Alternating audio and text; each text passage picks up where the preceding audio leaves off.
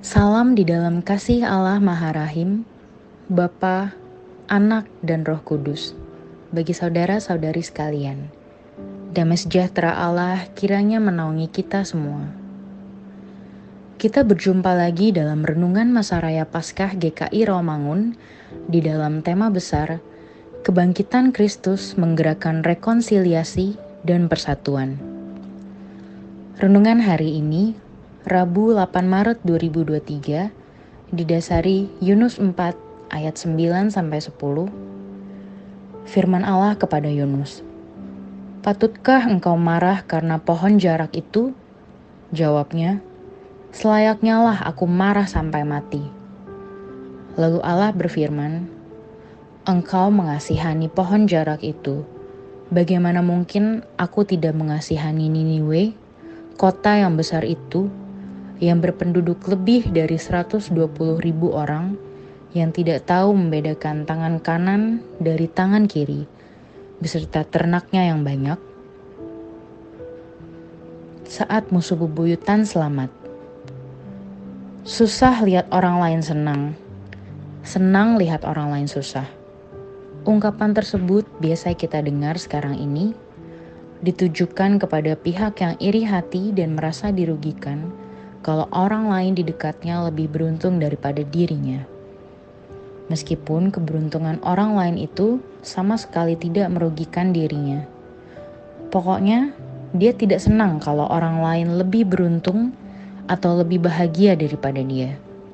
Kalau dia bisa lakukan, maka dia akan membuat orang lain itu terkena masalah atau musibah, agar orang lain tidak lebih bahagia daripada dia.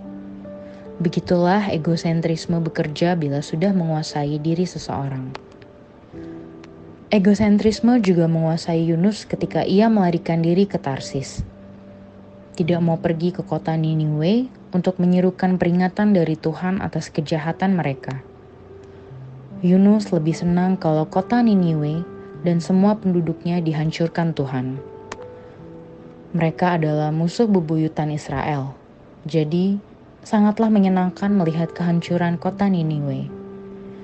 Dalam pelariannya, Yunus ditegur keras oleh Tuhan melalui peristiwa badai di atas laut yang mengerikan, dan Yunus dilempar ke dalam laut, lalu ditelan seekor ikan besar dan berada di dalam ikan besar itu selama 3 hari 3 malam. Yunus 1 ayat 1-17. Yunus sadar lalu pergi ke Niniwe dan menyerukan peringatan dari Tuhan. Penduduk Niniwe bertobat, tidak jadi dimurkai Tuhan, dan Yunus kesal melihatnya. Satu-satunya penghiburan Yunus dari rasa kesalnya adalah berteduh di bawah pohon jarak yang kemudian mati atas kehendak Tuhan. Yunus pun marah karena itu, dan dalam kemarahannya, Yunus disapa oleh Tuhan. "Patutkah engkau marah karena pohon jarak itu?" Kemarahan Yunus tidak dibalas Tuhan dengan kemarahan juga. Tuhan mengajak Yunus untuk merenungkan kasih-Nya yang begitu besar atas manusia dan tidak membatasi kasih-Nya hanya kepada Israel saja. Yunus perlu belajar memahami itu. Bila memahami kasih Allah, tentu Yunus dan bangsanya tidak akan lagi melihat Niniwe sebagai musuh bebuyutan, melainkan sesama manusia yang dikasihi dan diampuni Allah. Bukankah bangsa Israel juga sering berbuat dosa dan berlaku jahat di hadapan Tuhan? Sama saja dengan bangsa Niniwe. Jadi, layakkah Yunus marah atau sepatutnya ikut bersyukur atas pengampunan yang Tuhan berikan kepada Niniwe, seperti juga pengampunannya atas Israel? Pokok doa hari ini, doakanlah agar pihak-pihak yang saling bermusuhan dapat mulai berdamai.